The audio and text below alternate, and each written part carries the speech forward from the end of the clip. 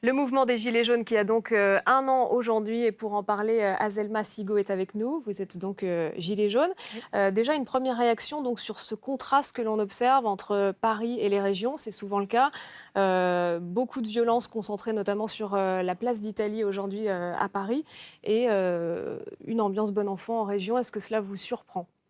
Non, ça ne me surprend pas dans la mesure où à Paris, voilà, c'est une capitale, donc il y a plus de monde et proportionnellement plus de risques de violence et de débordement. C'est malheureux, en même temps c'est représentatif aussi de la colère des manifestants, quoi. Enfin, voilà, le mouvement Gilets jaunes est pacifique, pacifiste dans l'âme depuis le début. Malheureusement, il y a des débordements comme dans toute manifestation. Ensuite, au niveau local, dans les provinces, eh bien, les gens ont envie de se réunir sur les ronds-points de manière un peu plus festive. C'est ce qui était convenu à peu près nationalement, globalement. Ça ne m'étonne pas plus que ça. Merci beaucoup, Azelma. On va continuer d'en parler, hein. Tout d'abord, on va revenir sur l'origine, hein, de cette crise donc, qui a débuté il y a donc un an. C'était en novembre 2018. C'est le prix du carburant qui a fait l'objet des premières contestations. Avant de s'étendre plus globalement au pouvoir d'achat, le gouvernement a d'ailleurs injecté 17 milliards d'euros pour apaiser la colère. On revient sur ces derniers mois avec Jean-Baptiste Marteau. Il y a un an, partout en France, des ronds-points, des péages, On reste bloqué ici. puis le saccage et les violences. Et enfin, un président de la République qui intervient à la télévision et lâche du lest.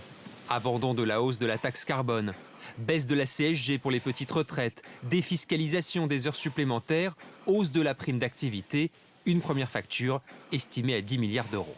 Et puis quelques mois plus tard, d'autres annonces. Plus de 5 milliards de baisse de l'impôt sur le revenu ou encore la réindexation des petites retraites. Résultat, un nouveau cadeau de 7 milliards d'euros.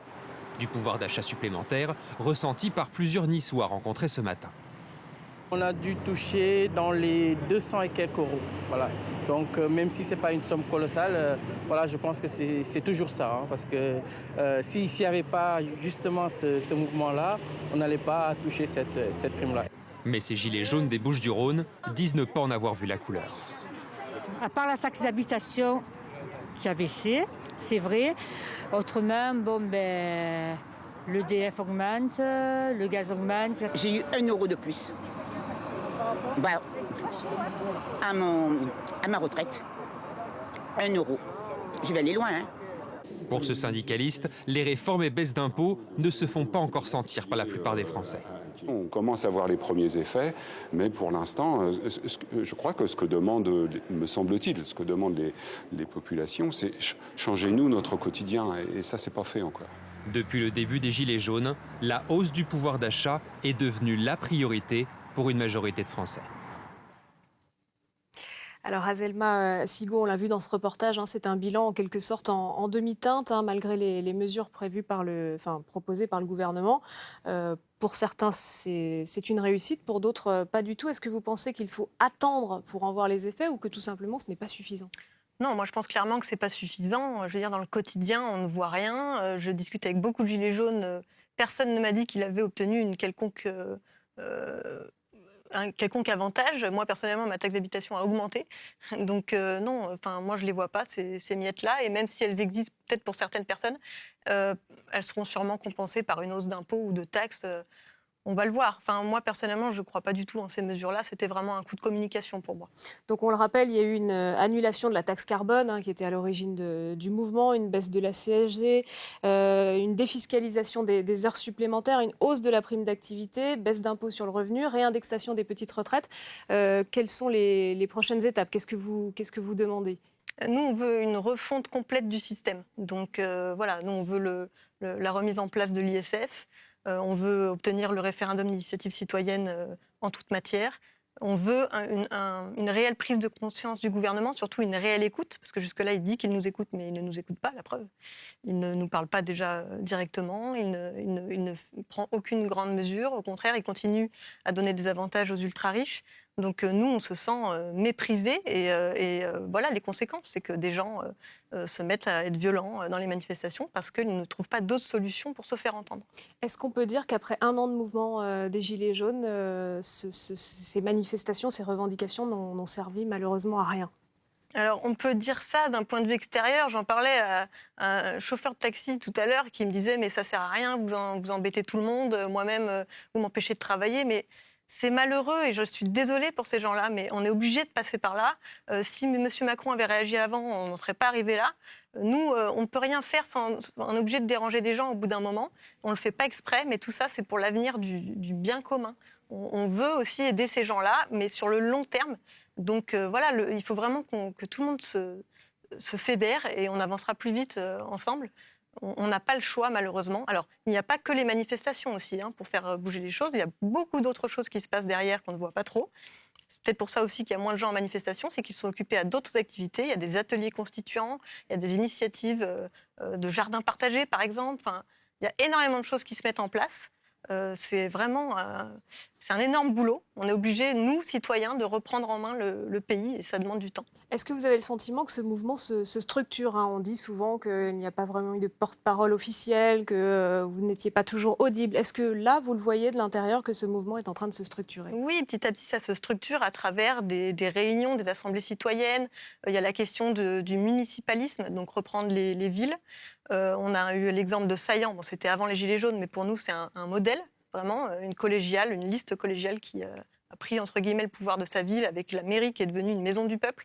Ça, c'est des exemples qui nous parlent. Donc, pas forcément... Nous, cette verticalité du pouvoir, elle nous dérange.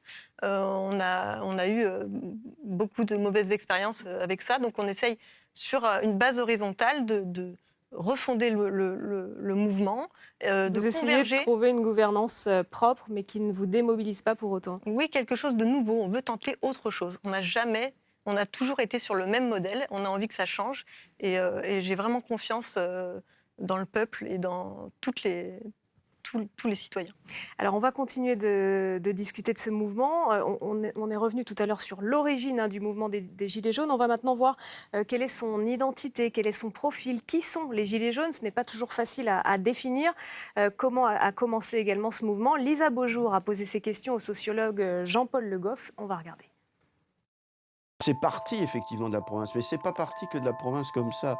C'est parti sur Internet, faut jamais l'oublier. C'est une pétition d'un individu, une femme en l'occurrence, qui vient faire une petite vidéo coup de gueule. Qui lance une pétition et tout de suite, ça va mobiliser sur les ronds-points ou dans des manifestations à partir d'un mode totalement nouveau par rapport à ce qui existait, sur le mode de ce qu'on appelle les flash mobs. C'est-à-dire on mobilise à partir d'un endroit qu'on envoie sur le net, on se retrouve là, etc. Vous pouvez vous amalguer à tel groupe, partir dans tel coin. Il y a des leaders, mais il n'y a pas un leader, il n'y a pas de représentant, il n'y a pas de service d'ordre. C'est un mouvement qui ressemble à ce qui se passe sur la toile. C'est pas le mouvement ouvrier. C'est pas non plus ce qu'on a appelé après mai 68 les nouveaux mouvements sociaux. Mouvement des femmes, les lycéens, les écologistes, etc. Donc c'est quelque chose d'assez inédit. La référence, en fait, c'est pas drapeau rouge et drapeau bleu, blanc, rouge, c'est la Marseillaise et c'est la Révolution française. Et on revient à ce moment-là sous une forme très particulière qui s'appelle les sans-culottes. C'est-à-dire les sans-culottes, ce sont des sections parisiennes avec une démocratie directe à la base des sections, avec une méfiance vis-à-vis de tout ce qui est représentatif. Mais la grande différence par rapport aux sans-culottes, c'est qu'à l'époque, les sans-culottes avaient le sentiment de participer d'un nouveau monde qui était en train d'advenir. Ils avaient le sentiment de faire l'histoire, de faire la révolution. Là, ce n'est pas le cas. C'est une logique de défense, de survie dans une situation extrêmement chaotique. Au départ, il y avait une majorité qui était favorable, qui comprenait le mouvement en disant « bon, nous on ne le fait pas, mais on le comprend parce que nous aussi on en a marre ». Et puis les violences, ça suffit. C'est-à-dire ça suffit, on a beau être d'accord, ça suffit, les vitrines, les Champs-Élysées, ras-le-bol. Et ils se sont coupés dans eux-mêmes de la sympathie qu'ils avaient de la population. Alors, on vient de voir donc que ce mouvement est inédit, qu'il a démarré sur les réseaux sociaux, qu'il réclame plus de démocratie directe. Et puis, on l'a entendu à la fin de ce reportage, que les Gilets jaunes se seraient coupés d'une partie de la population en raison des violences. Est-ce que vous partagez le même sentiment? Oui, malheureusement, les Gilets jaunes ont vu leur image se dégrader. Bon, il y a le traitement médiatique, mais il y a aussi le message du gouvernement, le mépris du gouvernement, et puis ce focus qui est mis sur ces violences matérielles, qui sont certes condamnables, hein, mais comparé aux violences que les gens subissent tous les jours, je veux dire, il n'y a pas photo, quoi. C'est une violence qui est à prendre en considération urgemment.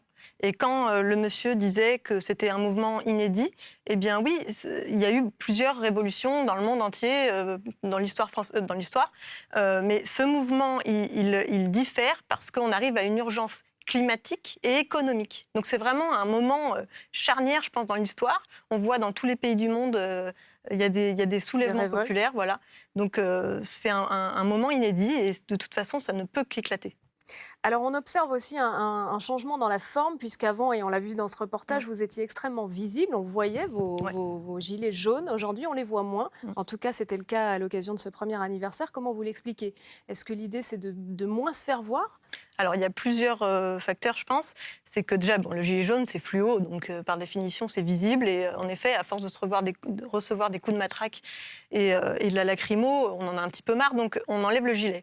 Et on l'a vu au 14 juillet, c'était vraiment le moment de transition. Moi, j'y étais à Paris. Les gilets jaunes n'avaient pas le gilet, ils étaient aux Champs-Élysées, au milieu des touristes. Et les CRS ne pouvaient plus faire de différence entre les touristes et les gilets jaunes.